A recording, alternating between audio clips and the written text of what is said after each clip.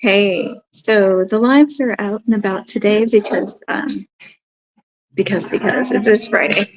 So the cheesy music you hear is from the cafe that I'm in. So my apologies if it gets super cheesy, but I have some really important stuff to tell you about podcasting on YouTube. But one second, let me just quickly check that we are going over to YouTube. We are, and yeah, we're good. So we'll try to keep this as unjumpy as possible. Um, Right. So there's some really interesting things that I've learned in the past. Since July of last year, I've really been pushing YouTube Shorts and different kinds of videos on the channel and trying to figure out the frequency, how many basically to put out per day to get substantial traction. Now, I'm not here to be viral. I'm not here to monetize on YouTube. I am a podcaster on YouTube, which means I want a different audience to be able to find me when they search for the kind of content that I put out, whether it be the expat stuff that I have over on Geopats or the podcasting stuff here on Sane and Simple Podcasting. So I want people to find me if they're on the platform and searching for the things I want. That is my goal on YouTube. Um, so the two things that I found are very Goldilocks-esque, right? Okay, so the first thing, and when I talk about videos, putting videos, publishing videos on YouTube, I mean every kind of video you can do. I'm mostly doing longer form videos like 15, 20 minutes, shorts that are 1 to 3 minutes, although I still keep most of mine under a minute, and live ones like I'm doing right now. So the Goldilocks thing is like this. When I have put too few videos on, when I was doing just one short a day, oof, that was painful. That was awful. It dipped down way, way, way, way too low. But let me back up because I started really going full force with this July of last year. And I was putting, I think, 4 or 5 different shorts and sometimes longer videos on the channel on a daily basis.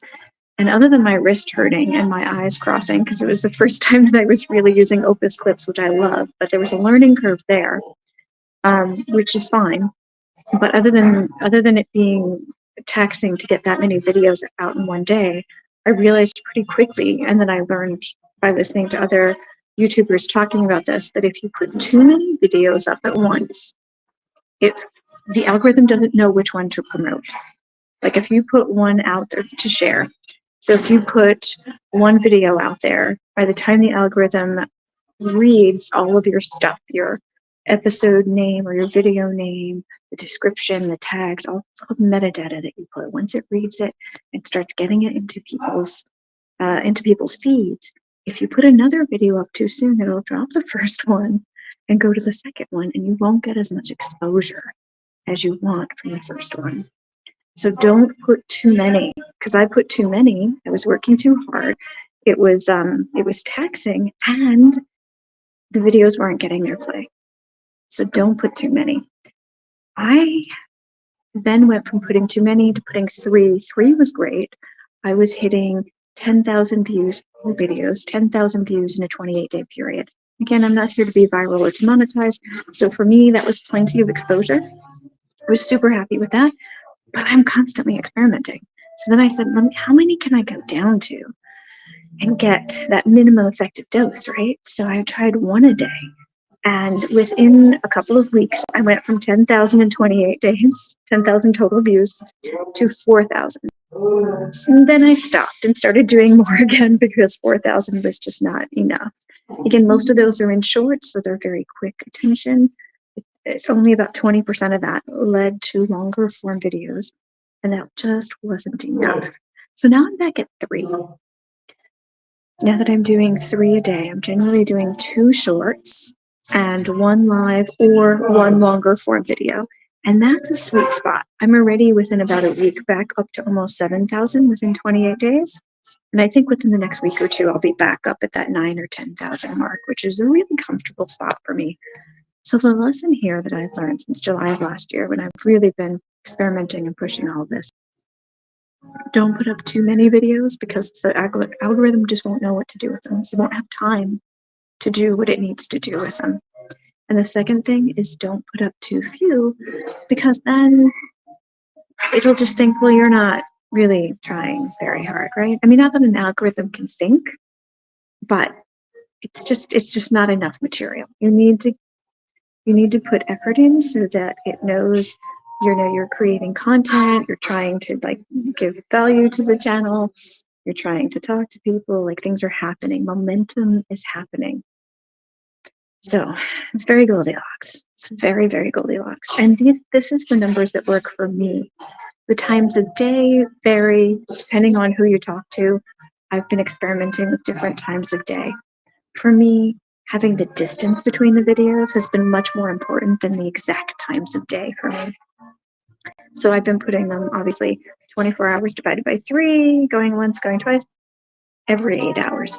That's generally where I put my videos.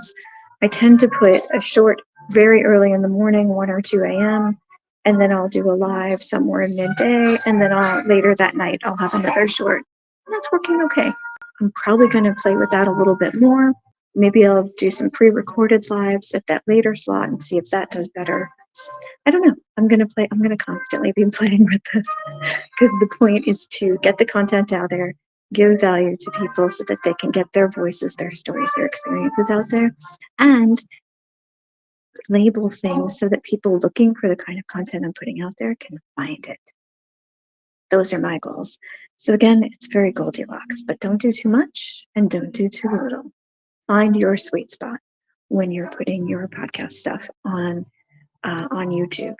And this is all for motion video. For static, I'm going to make another video next week describing what I've discovered with that. It is extremely different, and it should be. It's a video platform, so you need to do things differently.